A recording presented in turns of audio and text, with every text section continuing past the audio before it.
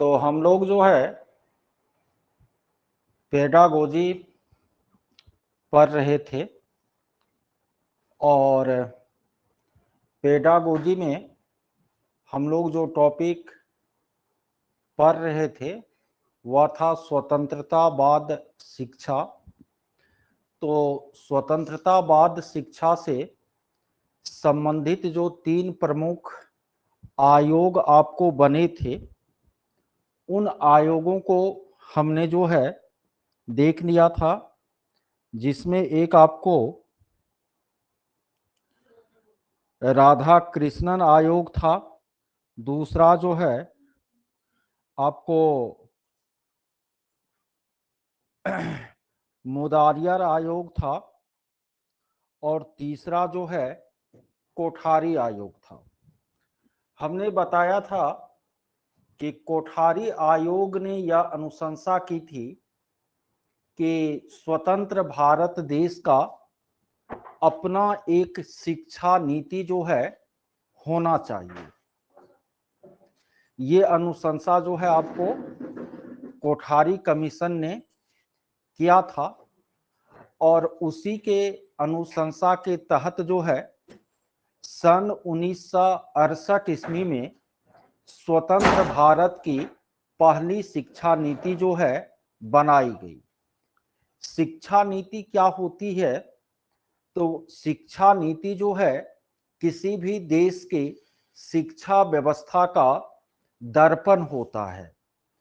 शिक्षा नीति एक व्यापक दस्तावेज होती है जिसमें आपको देश में सभी प्रकार के शिक्षा से संबंधित जो संरचनाएं हैं, जो पाठ्यक्रम है, उन सब का उल्लेख होता है। साथ ही साथ शिक्षा दे करके देश में किस प्रकार का नागरिक तैयार करना है, इसका उल्लेख भी शिक्षा नीति में होता है। निश्चित रूप से किसी भी देश के शिक्षा नीति पर उस देश के ऐतिहासिक, सामाजिक, सांस्कृतिक, आर्थिक, राजनीतिक आदि जो परिस्थितियां हैं उनका क्या होता है, व्यापक प्रभाव होता है। स्वतंत्र भारत की पहली शिक्षा नीति 1968 में बनी थी। उस समय हमारे देश के प्रधानमंत्री श्रीमती इंदिरा गांधी थी। दूसरी बार जो शिक्षा नीति है वह 1986 में बनी थी और उस समय हमारे देश के प्रधानमंत्री राजीव गांधी जी थे। और तीसरी बार जो शिक्षा नीति है वह उनके 34 वर्षों के बाद 2020 में बनी है और 2020 में देश के प्रधानमंत्री कौन थे?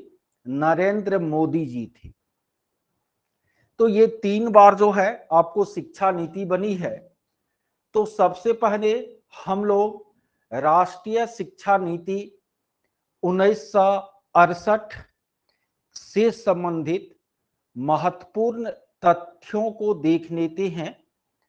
देखिए, राष्ट्रीय शिक्षा नीति 1968 नेशनल एजुकेशन पॉलिसी एनईपी 1968 जो है वह कोठारी कमीशन के संस्तुतियों को लागू करने के लिए बनी थी और आपको डीएस कोठारी आयोग की अध्यक्षता वाली कमेटी ने 29 जून 1966 को जो रिपोर्ट दिया था उसी रिपोर्ट के कार्यान्वयन हेतु इंदिरा गांधी की सरकार द्वारा 1968 में एनईपी 1968 जो है प्रख्यापित किया गया। अब देखिए, राष्ट्रीय शिक्षा नीति 1968 का याद रखने वाला तथ्य क्या सब है। देखिए, राष्ट्रीय शिक्षा नीति 1968 में यह कहा गया कि जिस तरह कोठारी आयोग ने शिक्षा के लिए 10+2+3 पैटर्न की अनुशंसा की है, तो इसकी जो है देश में क्या की जाए, शुरुआत की जाए। ये नहीं कहा गया कि पूरी तरह इनको पूरे देश में एकाएक लागू कर दिया जाए। 1968 के नीति में कहा गया कि ये जो 10+2+3 वाला पैटर्न है, 10 वर्ष विद्यालयी शिक्षा, 2 वर्ष इंटरमीडिएट और 3 वर्ष ग्रेजुएशन वाला जो प्रावधान है, इनको पूरे देश में धीरे धीरे जो है वो किया जाए, लागू किया जाए। हालांकि यह पूरी तरह लागू हुआ था कब, जब 1986 में आपको राष्ट्रीय शिक्षा नीति बनी, तो यह पूरे देश में लागू हो गया था ना।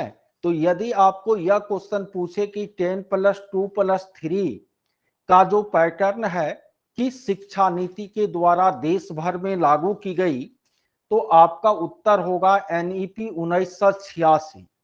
लेकिन यदि यह पूछे कि 10+2+3 पैटर्न की शुरुआत करने की बात जो है किस शिक्षा नीति में की गई, तो राष्ट्रीय शिक्षा नीति 1968।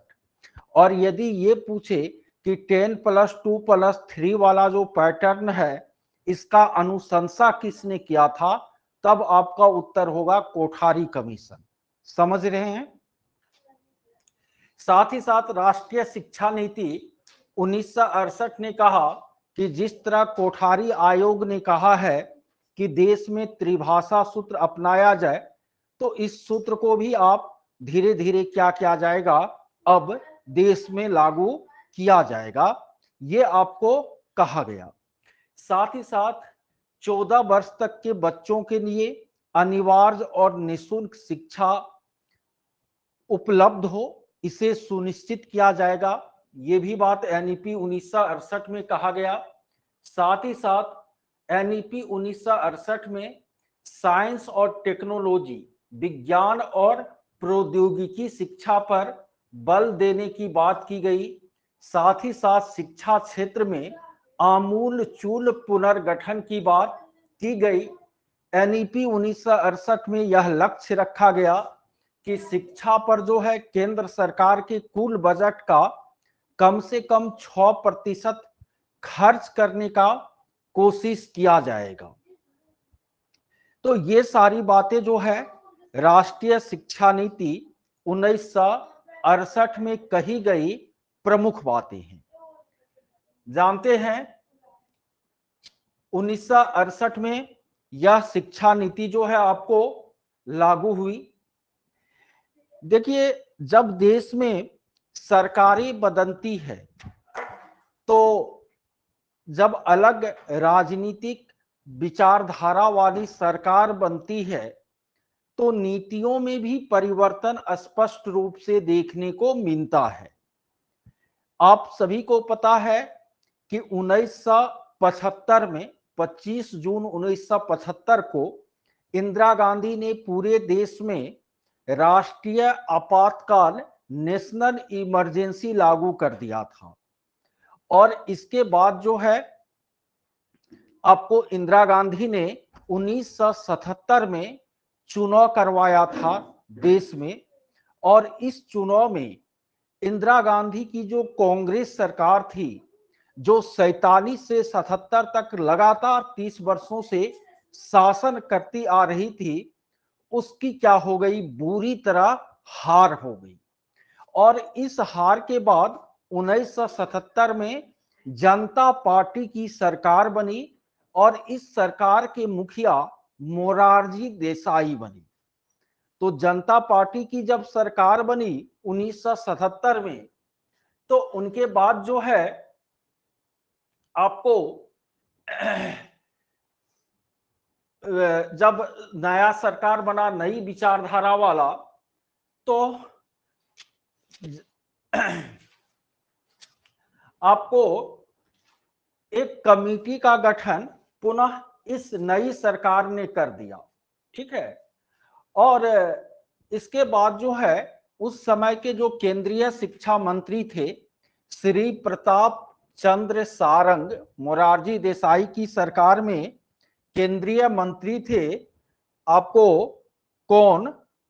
तो श्री प्रताप चंद्र सारंग, उन्होंने नई शिक्षा नीति 1979 का घोषणा किया और कहा उस नीति में कि शिक्षा का जो पैटर्न है वह अब 10+2+3 नहीं हो करके 8+4+3 हो जाएगा। ठीक है, तो केंद्रीय शिक्षा मंत्री नई नीति का घोषणा तो कर दिया, लेकिन वह लागू उस समय नहीं हुआ था। लागू होता, जब तक यह लागू होता तब तक आपको उसकी सरकार जो है मोरारजी देसाई की वह गिर गई और इसके बाद कुछ दिन के लिए चौधरी चरण सिंह प्रधानमंत्री बने। यह जो नीति तैयार हुई थी 1968 वाला, यह फाइल में दबा रह गया और 1980 में आपको मध्यावधि चुनाव हुआ और यह पार्टी बुरी तरह फिर हार गई और पुनः कांग्रेस सत्ता में आ गई। तो जो पुनः जब कांग्रेस सत्ता में आ गई तो ये जो नीति का केवल ड्राफ्ट तैयार हुआ था, लागू होना बाकी था, उसको लागू नहीं किया गया। 1968 वाला जो राष्ट्रीय शिक्षा नीति है वही आपको क्या होता रहा, चलता रहा। ठीक है, अब आपको 1984 में इंदिरा गांधी जी की हत्या हो जाती है, राजीव बाबू प्रधानमंत्री बनते हैं और आपको वैश्विक परिस्थिति में भी काफी परिवर्तन आपको आ जाता है। कंप्यूटर, ये जो टेक्नोलॉजी नया नया देख रहे हैं, ये आपको उस समय 80 के दशक में आया था। तो राजीव गांधी को लगा कि नहीं, 68 वाला शिक्षा नीति जो में परिवर्तन करना चाहिए। और इसके बाद जो है आपको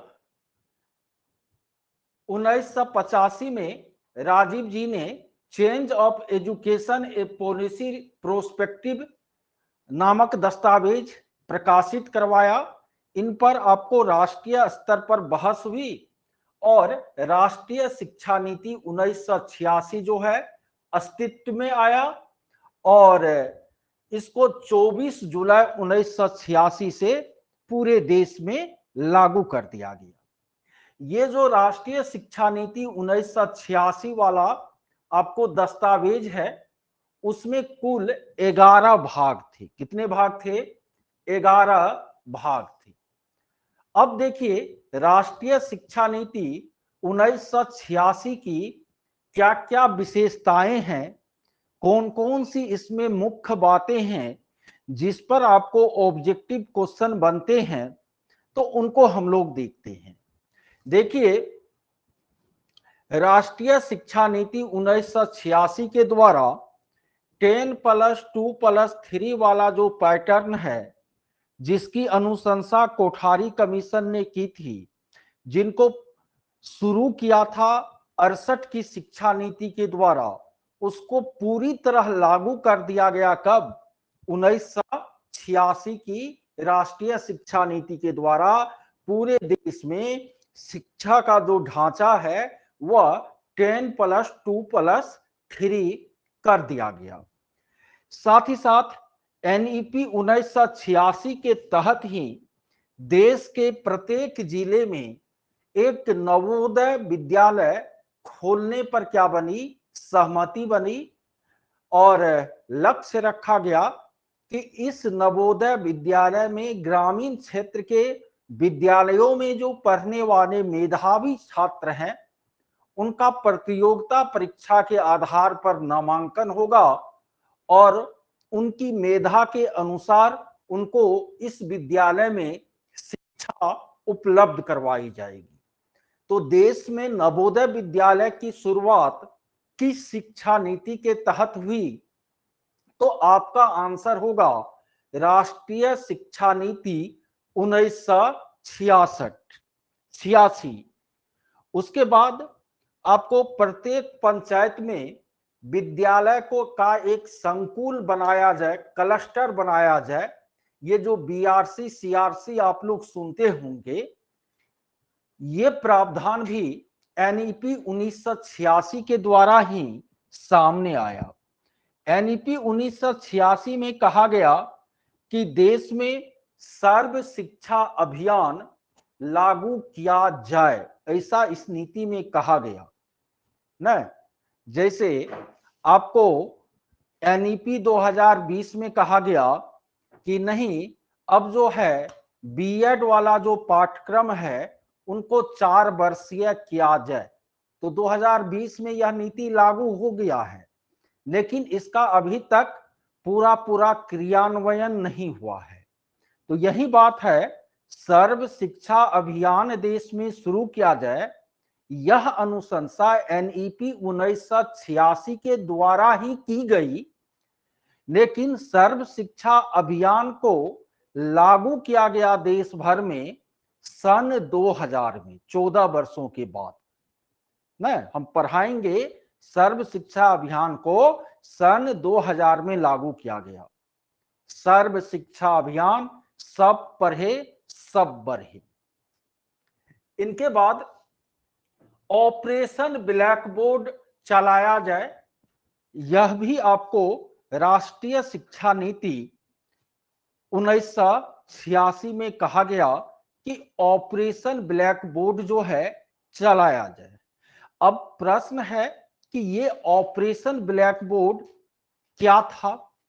तो ऑपरेशन ब्लैक बोर्ड एक ऐसी योजना थी जिसमें लक्ष्य रखा गया कि देश के जितने भी सरकारी विद्यालय है उनमें पढ़ाने के लिए जो न्यूनतम मिनिमम सुविधा होनी चाहिए, जैसे छत वाला मकान होना चाहिए, बेंच डेस्क या ब्लैक बोर्ड, ये सब जो मिनिमम भौतिक सुविधा होनी चाहिए वो उपलब्ध कराया जाए।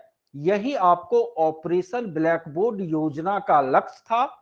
और ऑपरेशन ब्लैक बोर्ड देश भर में चलाया जाए, यह बात सबसे पहले राष्ट्रीय शिक्षा नीति 2020 के द्वारा 1986 के द्वारा कही गई।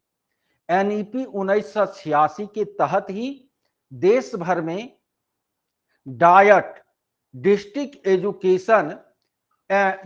Institute of education and training, जिला शिक्षा प्रशिक्षण संस्थान की स्थापना की गई। सबको समान शैक्षिक अवसर मिले, शिक्षा के क्षेत्र में उपाधियों को अलग रखा जाए, ये सारी बातें एनईपी 1986 में विस्तार से कही गई।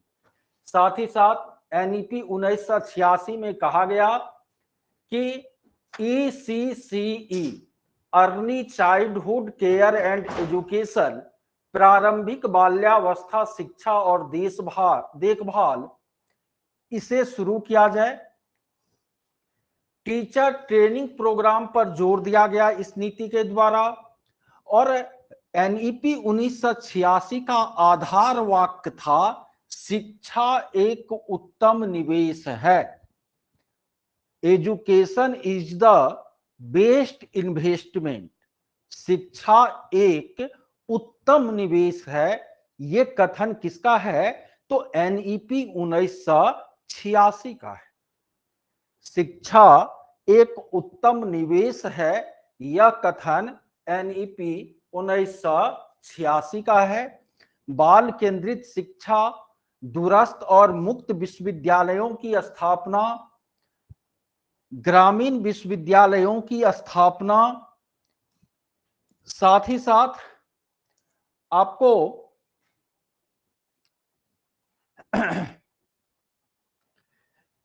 ये सब एनईपी 1986 के प्रमुख क्या थे? प्रावधान थे।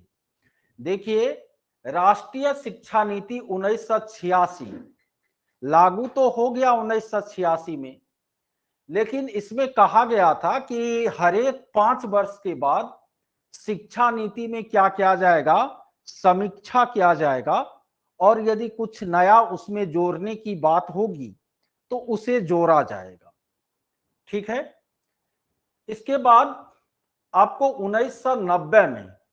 1990 में एक बार पुनः देश में कांग्रेस का सत्ता हट गया था और आपको विपक्षी दलों की सरकार बनी थी। विश्वनाथ प्रताप सिंह आपको प्रधानमंत्री बने थे।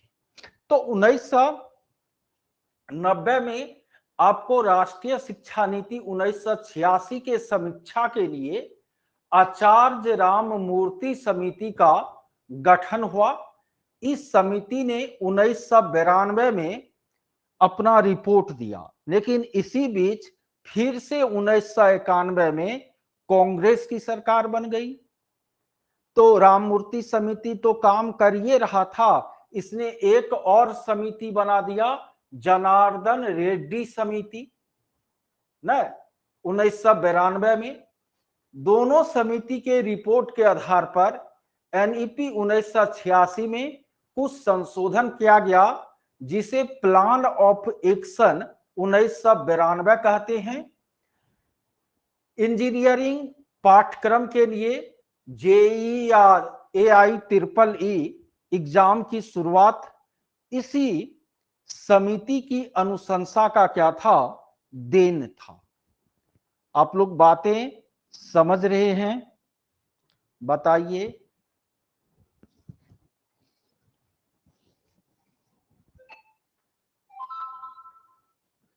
चैट बॉक्स में मैसेज करने नहीं आता है आप लोगों को? आता है? अच्छा, चलिए अब आप लोगों से हम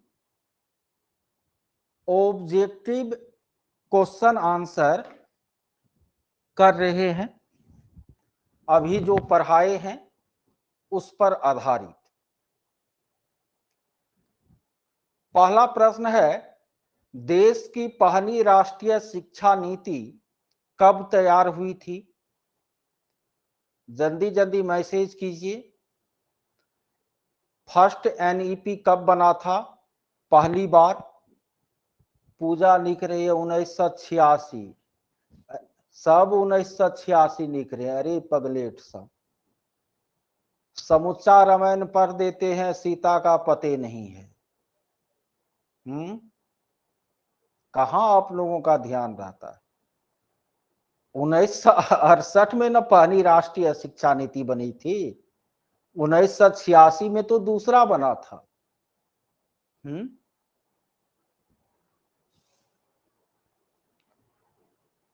अच्छा, 1968 में जो पहली राष्ट्रीय शिक्षा नीति बनी थी वह किस आयोग के अनुशंसाओं के आधार पर बनी थी? बिल्कुल, कोठारी आयोग ने यह अनुशंसा की थी कि स्वतंत्र भारत की राष्ट्रीय शिक्षा नीति बने, और उसी के अनुशंसा पर यह आपको तैयार किया गया था। तीसरा प्रश्न, 10+2+3 और त्रिभाषा सूत्र को लागू किया जाए, इसकी अनुशंसा कब की, किस कमिटी के द्वारा की गई थी? यह अनुशंसा किस कमिटी के द्वारा की गई थी? कोठारी कमीशन के द्वारा। बिल्कुल। इस अनुशंसा को लागू करने की शुरुआत कब से हुई? ना तो एनईपी 1968 से। 10+2+3 वाला पैटर्न और त्रिभाषा सूत्र को बिल्कुल कब अपनाया गया? तो एनईपी 1986 के द्वारा शुरुआत हुआ। अनुशंसा क्या? कोठारी कमीशन। शुरुआत हो गया 1968 के शिक्षा नीति से, अब पूरी तरह लागू किया गया 1986 में। ठीक है। शिक्षा को राज्य सूची से निकालकर समवर्ती सूची में कब डाला गया था?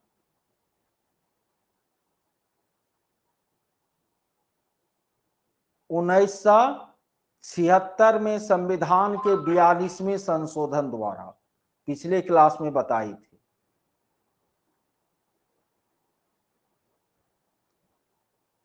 1977 में जब आपको जनता पार्टी की सरकार बनी तो उस समय के शिक्षा मंत्री प्रताप सिंह सारंग ने क्या किया था, तो नई शिक्षा नीति 1979 का घोषणा किया था, लेकिन ये लागू नहीं हुआ। तब तक सरकार क्या हो गई, बदल गई। सभी विद्यालय में शिक्षण के लिए जो न्यूनतम आवश्यकता है, जैसे छतदार मकान, ब्लैक बोर्ड, चौक, डस्टर, इस सब का व्यवस्था हो, इसके लिए कौन सी योजना चलाई गई थी या किस योजना को चलाने की बात की गई थी? एनईपी 1986 के द्वारा। नाम क्या था उस योजना का? Operation black board. Operation black board, ठीक है। शिक्षा एक उत्तम निवेश है, यह कथन किस शिक्षा नीति का है? शिक्षा एक उत्तम निवेश है, यह कथन किस शिक्षा नीति का है?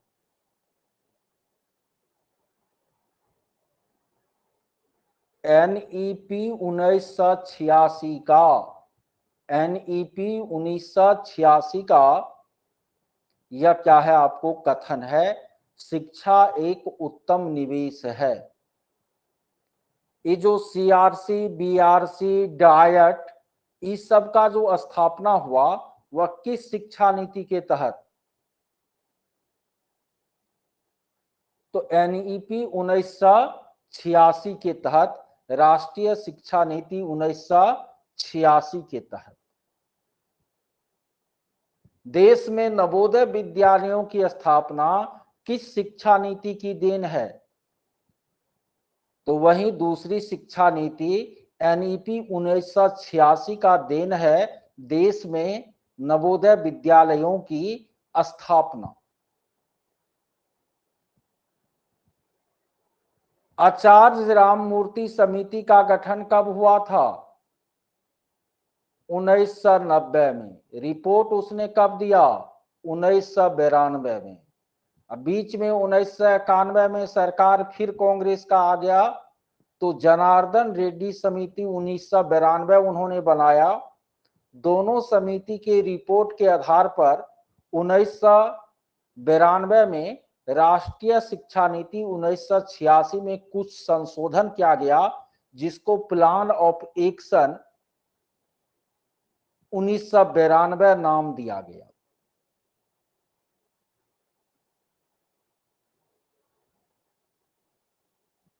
पहले से भी हम बोले हैं ना कि 30 प्रश्न जो पेडागोजी से पूछे जाएंगे, ठीक है। तो उसके थ्योरी के लिए और ऑब्जेक्टिव के लिए जो हम 8-9 पीडीएफ डाले हैं, वो क्या है, काफी है, पर्याप्त है। एक भी क्वेश्चन उससे बाहर नहीं होगा। और इसका प्रमाण आप कैसे ढूंढेंगे? तो एस्टेट का प्रीवियस ईयर का कोई भी क्वेश्चन उठा लीजिए, कॉमन पेपर 50 अंक में जो पेडागोजी वाला क्वेश्चन है वह उतने ही पीडीएफ से आपको मिल जाएगा। हालांकि यह सब पीडीएफ मैंने प्रधानाध्यापक, प्रधान शिक्षक की तैयारी करवाते समय लिखी थी, तो सब में तो वही बीएड डीएलएड का सिलेबस है, लेकिन ये पर्याप्त है, इससे एक भी क्वेश्चन बाहर नहीं जाएगा। और मौका मिला तो परसों जो है आप लोगों को मैं दिखाऊंगा कि प्रीवियस ईयर में जो अभी तक हम पढ़ाए हैं वहां से कितने सारे क्वेश्चन पूछे गए हैं। वो सारा हम परसों एक बार डिस्कस कराएंगे, दिखाएंगे आप लोगों को, तो समझ में आएगा कि इनको पढ़ना और याद रखना क्यों जरूरी है। ठीक है, ये भी पता चले। अरे एस्टेट में क्या रखा हुआ है, यदि E50 नंबर जो है आपके अंदर में आ गया ना, तो 35-40 इधर से ला लीजिए। अब बाद बाकी आपका अपना विषय है 100 नंबर का, वो विषय आप पढ़िए रहे होंगे, उसका भी मैं कुछ PDF सब जो है दे दूंगा, उससे आप ले आइए 25-30 मार्क तो हो गया। जनरली जो, हाँ जनरल जो नहीं है BC EBC तक में तो 67 में पास है, महिला कोई भी है तो वह तो 60 नंबर में पास है एस्टेट में। फिर BPSC में तो पेडागोजी सब नहीं पूछेगा, BPSC में आपको समान अध्ययन चाहिए 40 नंबर का, और आपका अपना विषय चाहिए। आपका लाइब्रेरी है सीखा सुमन, तो आपको तो कोई चिंता ही नहीं है। आपका 50 यहाँ से हो रहा है, लाइब्रेरी BPSC या स्टेट दोनों के लिए कंबाइंड चला ही रहे हम क्लास, और आप उसमें जुड़े हुए हैं ही, तो आपका तो 100% स्टेट का भी तैयारी हो रहा है और BPSC का भी तैयारी हो रहा है, कोई दिक्कत नहीं है। जो हमसे समान अध्ययन के भी बैच में जुड़े हुए हैं, तो उनका तो आपको ये 50 नंबर के साथ अपने सब्जेक्ट का भी तैयारी हो रहा है। जो केवल आपको जुड़े हैं स्टेट के 50 नंबर के लिए, अदर बैच में हमसे नहीं है अटैच, तो उसके 50 नंबर की तैयारी हो रही है, और उनका जो अपना 100 नंबर का विषय होगा, तो मैं बोला हूं कि उस सब का PDF जो है मैं ग्रुप में शेयर करूंगा, संभवतः कल संडे है, कल मैं शेयर कर ही दूंगा। ठीक है,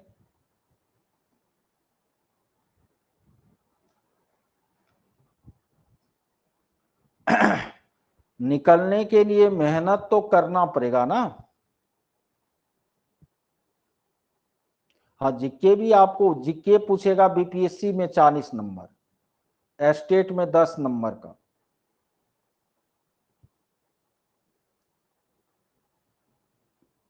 चलिए ठीक है,